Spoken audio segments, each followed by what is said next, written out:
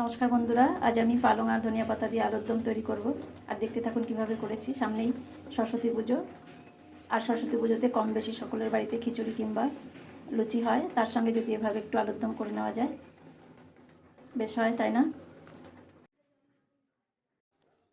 যে আলু ধুয়ে নিলাম, মাঝারি সাইজের এই আলুগুলো দিয়ে আলুর দম বেশ ভালো লাগবে। সেটা আমি ধনিয়া পাতা আর পালং পাতা দিয়ে সবুজ করে আলুর দমটা করব, যেটা সামনের সরস্বতী পুজোয় খিচুড়ির সঙ্গে খেতে বেশ ভালো লাগবে। এভাবে তৈরি করে নেবো, যেটা পনির এর আগে মাছ, কাতলা মাছ, চিকেন, ফুলকপি এগুলো করেছিলাম। এরপর আলুটাও আমি সবুজ করে দম তৈরি করব।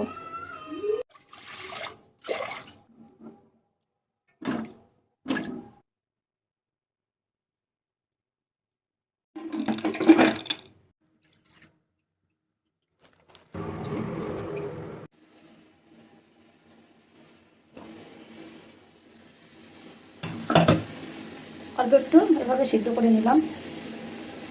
জলটা ফুটে উঠলে গ্যাসটা বন্ধ করে দিয়েছি। এরপর এই যে ঠান্ডা জল নিলাম, ঠান্ডা জলে এগুলো চুবিয়ে দেবো। এই ঠান্ডা জলের মধ্যে দিয়ে দিলাম, এতে করে রঙটা থেকে যাবে, যে সবুজ ভাবটা এটা ঠিকঠাক থাকবে। পালং শাকটা আমি পেস্ট করে নেব।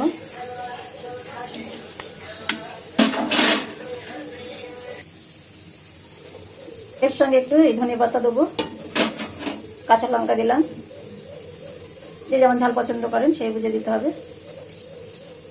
1 চামচ চালমগজ দিলাম, কয়েকটা কাজু, আর একটু আমি এখানে 1 চামচের মতো সাদা তিলও দিয়ে দিলাম। টক দই দিচ্ছি 2 চামচের মতো টক দই, সামান্য এই ঠান্ডা জল দিয়ে এটা পেস্ট করে নিচ্ছি।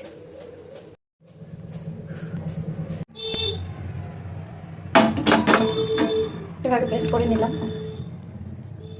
এরপর আলুটা আমি খোসা ছাড়িয়ে নেব। এভাবে আলু সিদ্ধ করে আমি ছুলে নিয়েছি। এরপরে আমি রান্না করে নেব। আমি একটু হলুদ আর নুন নিয়ে দিলাম,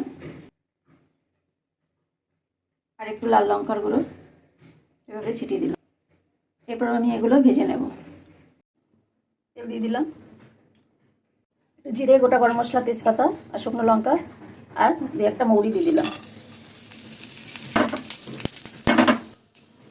সামান্য একটু হিং দিলাম, এটা অপশনাল, আপনারা না চাইলে